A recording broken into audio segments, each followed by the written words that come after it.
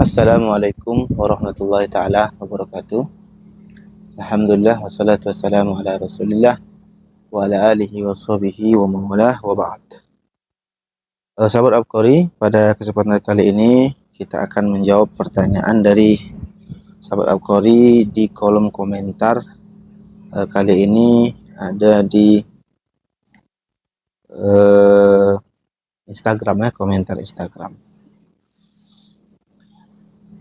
Coba kita langsung saja ke pertanyaan beliau. Ini dari akun Instagram ya, Owiku Cats. Ini baru saja pertanyaannya sekitar 3 jam yang lalu. Coba kita langsung tanggapi, karena memang hari ini memang kita pengen buat video menjawab pertanyaan-pertanyaan di kolom komentar ya. Langsung saja kita bacakan. Assalamualaikum Pak Ustadz. Saya mau menanyakan perihal waris. Suami saya meninggal. Saya mempunyai 1 anak laki-laki saja. Suami istri, suaminya meninggal. Ahli warisnya 1 anak laki-laki, 1 saja. Beliau atau suami saya masih memiliki ibu. Masih ada ibunya. Dan 1 kakak perempuan, ada kakak perempuan, berarti ibu, kakak perempuan, 1 adik perempuan, saudara perempuan berarti 2 nih, 1 kakak 1 adik, 1 adik laki-laki berarti saudara laki-laki 1 orang. Bagaimana pembagian warisnya? Jadi kita pahami ya, soalan beliau, seorang suami meninggalkan ahli waris seorang istri, kemudian anaknya laki-laki, kemudian ada saudarinya 2 orang yang perempuan, kemudian saudaranya laki-laki 1 orang, dan ibu masih ada ya kan. Suami saya masih memiliki ibu. Lalu 10 bulan kemudian anak laki-laki kami meninggal. Kemudian anak laki-laki kami satu-satunya meninggal dunia, bagaimana pembagian warisnya? 10 bulan ya setelah itu, berarti 10 bulan setelah suaminya wafat, anak laki-laki yang tunggal tadi meninggal. Ini kalau kita baca komen beliau ini, pertanyaan beliau ini luar biasa, pukulan hebat bagi beliau ya. Semoga beliau diberikan kesabaran oleh Allah Subhanahu wa taala. Suami tercinta meninggal, punya anak satu-satunya laki-laki, anak itu meninggal 10 bulan setelah suami. Semoga beliau diberikan kesabaran oleh Allah Subhanahu wa taala. Kemudian kita lanjutkan pertanyaan beliau. Mohon Pak Ustadz sekiranya dapat memberikan jawaban buat saya. Terima kasih Pak Ustadz. Kemudian saya jawab, insyaallah kita akan jawab dengan video khusus. Kemudian beliau lanjutkan, bagaimana kalau almarhum memiliki hutang piutang? Apakah dipotong terlebih dahulu baru dibagikan sisanya? Jadi pertanyaan ini sangat jelas. Saya suka menjawab pertanyaan yang memang langsung to the point dan jelas. Seperti yang pernah saya sampaikan, banyak pertanyaan sahabat Abqari itu dia menjelaskan singkat saja, seakan-akan kita sudah tahu kasusnya, sudah tahu cerita yang dia alami, sehingga kita menjawabnya kebingungan. Terakhir kita membaca soalannya itu lambat gitu kan. Kita harus pahami itu betul-betul, karena tak mungkin kita bisa menjawab kalau kita tidak memahami soal dengan baik. Jadi langsung kita paparkan jawaban ya, kita jelaskan jawaban untuk beliau. Pertama tadi kita berdoa dan kita memberikan semangat kepada beliau, semoga tetap tabah, semoga sabar ya dalam menghadapi cobaan beliau ini luar biasa ya. Jadi ketika ahli warisnya tadi ibu, saudari perempuan 2 orang, ada istri, ada anak laki-laki, dan ada saudara kandung. Jadi kami sampaikan di sini bahwa saudara 1 orang dan saudari 2 orang itu terhalang mendapatkan warisan disebabkan adanya anak laki-laki. Mayat punya anak laki-laki, maka saudara-saudari si mayit, baik itu kakak mau itu pun adik, yang penting saudara itu kan, saudara. Akhun dan ukhtun itu terhijab oleh keberadaan adanya anak laki-laki. Jadi ahli waris di sini hanya istri, ibu, dan anak laki-laki. Anak laki-laki ini tetap mendapatkan warisan.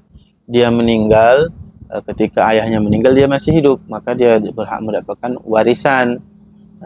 Disebabkan lama penyelesaiannya sehingga dia meninggal, maka hak dia tetap diberikan. Setelah dia dapat nanti haknya, maka diberikan kepada ahli waris yang setelah dia meninggal siapa ahli warisnya, gitu kan. Kita selesaikan dulu satu-satu. Ketika suami ini meninggal ya, coba dulu pahami dulu. Takutnya saya keliru. Suami meninggal, saya mempunyai satu anak laki-laki, punya ibu, ya kan, satu kakak, satu adik, satu adik laki-laki. Lalu 10 tahun kemudian kami meninggal dunia, bagaimana penggarisnya? Ya jelas ya pertanyaannya. Jadi ahli waris di sini hanya ibu, istri, dan anak laki-laki. Istri di sini posisinya sebagai ahli waris mendapatkan 1/8. Kemudian ibu di sini mendapatkan 1/6. Kemudian sisanya itu diambil oleh anak laki-laki. Semua sisa diambil anak laki-laki. Jadi kalau ada angka 8, ada angka 6 tadi, maka asal masalah di sini sama dengan 24. Ya. Jadi contohnya berapa harta si suami ini? Kita anggap hartanya 24 miliar ya, biar mudah. Atau 24 miliar lah kita anggap. Ketika 24 miliar, maka asal masalah tadi 24 dibagi 24 sama dengan 1 miliar. Maka 24 bagi 8 untuk istri itu sama dengan 3. Berarti istri dapat 3 miliar kalau hartanya 24 miliar. Kemudian 24 bagi 6 sama dengan 4. Maka ibu si mayit mendapatkan 4 miliar. Ya kan, ada 4, ada 3 tadi, berarti 7 miliar. 7 miliar, kemudian sisanya 17 miliar itu diambil oleh anak laki-laki. Sangat banyak ini bagian anak laki-laki ini. Jadi itu begitu ketentuan cara membagi warisnya. Jadi kami sampaikan dengan ibu yang bertanya ini, berapapun total aset yang dimiliki suami, berapapun totalnya kemudian dibagi dengan 24. Nah, asal masalahnya tadi 24, setelah dapat hasil, contohnya hartanya ada 500 juta, maka dia bagi 24. Setelah dapat berapa hasilnya, setelah dibagi 24, maka dikalikan dengan jatah atau sahmun masing-masing tadi. Si istri sahmunnya 3, ibu sahmunnya 4. Dikalikan berapapun uangnya, dibagi 24, hasilnya itu dikalikan 3 bagian istri, dan kemudian hasilnya tadi dikalikan 4 bagian ibu si mayit, kemudian sisanya untuk anak laki-laki. Tetapi seperti pertanyaan beliau tadi, berapa total aset suami ketika meninggal? Ada rumah, ada kendaraan, ada macam-macam, tanah, uang di bank, atau emas, segalanya yang dia punya. Kemudian tadi pertanyaan beliau, ada hutang. Nah, maka harta ini namanya tirka. Ini tirka tidak boleh dibagi-bagi dulu, sehingga hak-hak terhadap harta ini mesti dipenuhi dulu. Contohnya ketika penyelenggaraan jenazah, itu biayanya itu pakai uang si mayit, ya kan? Bayar rumah sakit, BPJS, kalau seandainya itu ada tunggakan, biaya ambulans, apapun keperluan mayit itu dikeluarkan dari harta ini. Baik itu hutang, disebutkan tadi hutang piutang. Kalau mayit ada hutang, maka diselesaikan. Tidak boleh harta ini dibagi tadi 24 tadi, tidak boleh, sehingga hutang ini diselesaikan terlebih dahulu. Setelah contohnya hartanya banyak, 24 miliar gitu kan, ternyata hutangnya pun banyak, sekitar 23 miliar. Oh, ternyata hartanya hanya 1 miliar, harta yang dijadikan warisan. Ya. Jadi banyak hal-hal yang berkaitan dengan harta peninggalan seseorang. Setelah semuanya selesai, tentunya dia punya hutang, dia punya wasiat, keluarkan dari harta ini. Setelah semuanya selesai, hak-hak yang berkaitan dengan harta peninggalan, maka akhir sekali, berapapun sisanya, itulah yang menjadi harta warisan yang dibagi-bagi kepada ahli waris yang kita sebutkan tadi. Ibu, istri, dan anak laki-laki. Saya rasa sangat jelas ya, sangat jelas. Jadi diselesaikan dulu hutang. Kalau ada piutang dikutip orang yang berhutang kepada si mayit. Kalau hutang kan mayit berhutang pada orang. Kalau piutang berarti ada orang berhutang kepada si mayit. Juga itu hartanya mayit dikutip semua, dikumpulkan jadi satu. Kemudian hutang mayit keluarkan. Jadi saya rasa sudah sangat jelas ya penjelasan kami, semoga dapat dipahami. Jadi intinya walaupun anak laki-laki tadi dia meninggal setelah ayahnya, maka dia tetap dapat. Kemudian saya lupa, kemudian ketika anak ini meninggal, maka siapa ahli warisnya? Anak laki-laki ini meninggal, ada ahli warisnya. Contohnya tadi dia, kalau ayahnya meninggalkan harta 24 miliar, dia sangat banyak dapat 17 miliar. Bayangkan itu ya, 17 miliar. Jadi 17 miliar ini, berapapun itu hartanya, ini kan kita hanya sebagai contoh. Jadi harta yang dia dapat oleh anak laki-laki ini, maka lihat ahli warisnya.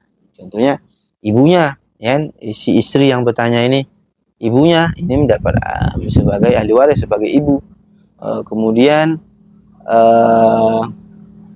siapa saja ketika itu hidup, ya kan? Apakah si mayit tadi contohnya ada punya adik laki-laki, itu adik laki-laki itu adik laki-laki si mayit gitu kan, berarti itu posisinya kan paman, ya kan, paman si anak ini. Nah, itu paman itu bisa dapat warisan. Maka saya tidak tahu ketika anak laki-laki ini wafat siapa saja ahli warisnya yang ada. Yang pasti disebutkan situ adalah ibunya, yang posisi pertanyaan ini adalah istri gitu kan. Kemudian ada tadi akhun syakik. Akhun syakik itu bisa mendapatkan warisan karena dia adalah saudara laki-laki atau saudara laki-laki ayah si mayit yang kecil, anak ini. Nah, mungkin paham ya maksud kami. Berarti pamannya amun itu amun syakik, itu sebagai amun syakik. Di pertanyaan awal tadi dia sebagai akhun syakik, saudara kandung.